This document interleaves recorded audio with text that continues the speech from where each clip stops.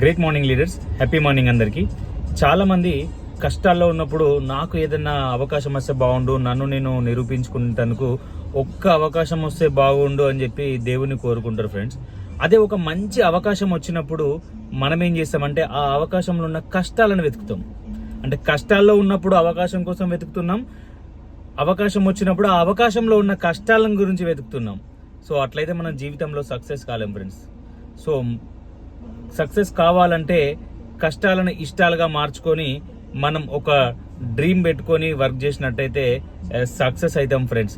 ప్రతి పనిలో కూడా కష్టం ఉంటుంది ఫ్రెండ్స్. కష్టం లేనిది ఏ పని ఉండదు, కష్టం లేనిది సక్సెస్ ఏది ఈజీగా రాదు ఫ్రెండ్స్.